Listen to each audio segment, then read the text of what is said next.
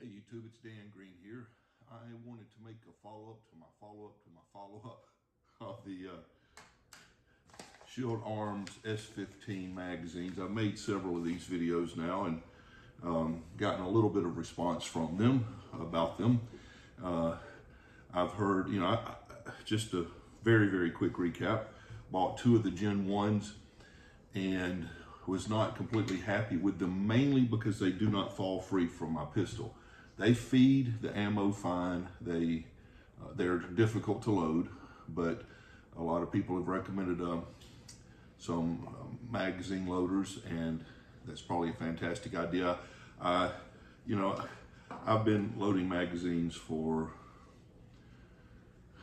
a long time, and I've never used a magazine loader, and so I just felt like these were much more difficult than just about any other magazine that I've used. But I understand they break in quite well and get easier. I haven't used these enough to really tell that they're some easier maybe, but they're not tremendously easier. But because of the background I have, I learned to shoot in law enforcement training, and really didn't have much of handgun experience.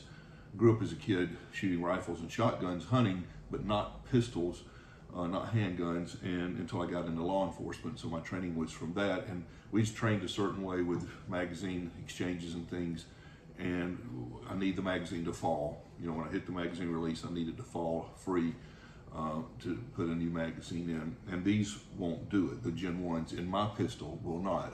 I think other people may have not had that problem, but that's the problem I've had. But that's really the only problem that I've had, other than just them being hard to load, which has gotten better, as I said. People recommended the Gen 2, so ordered a Gen 2, and the Gen 2 works perfectly. I have absolutely no issues with it at all. And then like the day after, or the day I made my last video talking about the Gen 2, I got an email from Shield Arms where they had come out with another version of this magazine it's still the Gen 2, but it's got a different finish on it that they call Powercron, Powercron. And it said for those who like the completely black finish. Well, this one looks completely black to me. This is the new Powercron one, and honestly, the difference is the Powercron is more of a matte finish. They're both black. They both have the same gray follower in them. I believe they're exactly the same magazine. It's just that they've got a different finish on this that is not the shiny, slippery finish. It's just more of a matte black, and it's not as slippery. So I was curious. Clear gun. I was curious if this would fall free as well, and so let's see. Perfect, no issues. Now I'll be taking this to the range probably tomorrow or next week at least, and running it through its paces. So I can fully endorse either one of these. I think they're charging the same for them. You get a matte finish on the new Powercrons versus the more shinier, slippery finish on the original Gen 2s and on the Gen 1s. I don't know if one will hold up be more durable than the other. I don't know. I don't really have a preference. As far as the Gen 1s go, outside of them not falling free from the pistol, I don't have any complaints about them. Now, I did have a gentleman contact me through the comments on one of my videos, and I guess he is involved in putting together a class action lawsuit against Shield Arms because he feels they have damaged, the magazines have damaged his pistol.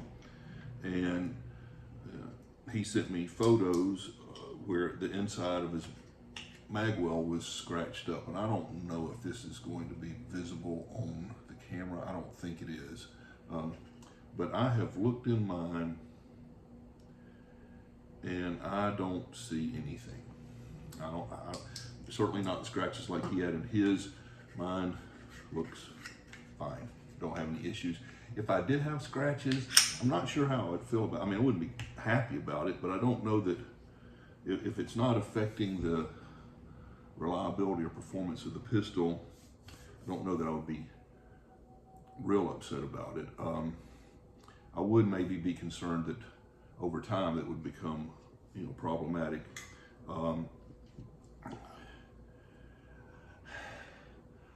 I think everybody has a right to,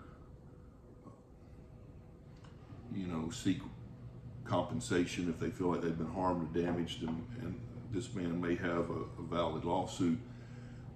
What I want to say though is I don't want any of my concerns that I have listed about Shield Arms to, I do that, I am honest in my reviews, because if you go out and buy something, I want, if you've watched my videos, I want my experience to be relayed to you so that you can use that when you're making a decision. Companies like Shield Arms that make accessories and things like these magazines, that honestly was a big factor in my decision on purchasing this particular pistol, because I liked the thought of having this size of pistol and having a 15 round capacity where the Glock magazines were only 10. I mean, it certainly weighed into my decision making. I don't want to discourage these companies from making, innovative products like these magazines that hold 5 more rounds than the Glock magazines do. As long as they're reliable. Of course, I don't want them to damage the pistol or not be reliable. I think they have an obligation to their customers to make sure that they've researched their products well and tested them and make sure that they're safe and effective and not damaging anything. But my pistol is fine. The pictures that gentleman sent me, they definitely had some pretty heavy scratching on the inside of the mag well. I don't know, it's just, I know that I've had several people comment on my videos about my problems I've had with these magazines, and they've said they have Gen 1 magazines that they've had absolutely zero problems with them whatsoever, which I'm not really surprised about, because before I bought these Gen 1 magazines, I'd watched several YouTube videos by other people who had reviewed them and had nothing but positive things to say about them. So the fact that they work well for some people was not really surprising to me. It was honestly more surprising that I was having issues with them. But like I said, the only real issue is them not falling free from the pistol. And I've had other friends with different model Glocks that have actually made that complaint about some of the Glock standard magazines. I've never had that issue. The closest I've had to the issue is I have a Glock 26, and my grip on the Glock 26 goes down and my hand hits the base plate of the magazine. It's a shorter grip, and when I press the magazine release, my hand keeps the magazine from falling free, and I have to move my hand, and it's not easy and it's kind of frustrating. But that's the issue I have with the 26. It's not the magazine. If my hand wasn't hitting them, they would fall free. Anyway, I don't know that really concerns everybody. If it's just a range pistol that you're not worried about making fast magazine exchanges in, or if you really haven't trained to do that kind of magazine exchange anyway, and so it's not really an issue for you, then that's fine. I wish Shield Arms nothing but the best. I hope their business is successful. I hope they make other products that are beneficial to our community. So, shiny or matte, same price. It's almost 50 bucks if you buy one at a time. I would recommend against that, I think, in the future.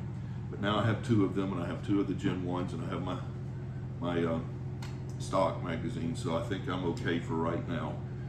Always have more magazines, right? You never have too many magazines. But anyway, this will probably do me for now. And just a little update, I've been using my my grip enhancers, which I was kind of motivated to do because of these magazines being so difficult to load. And these things are working. They are getting easier. My grip is strengthening. I've only been using them just a short time, and they're still difficult, but it's getting easier, so that's encouraging. So you guys have a great day, and just thought I'd give you a little update. Thank you.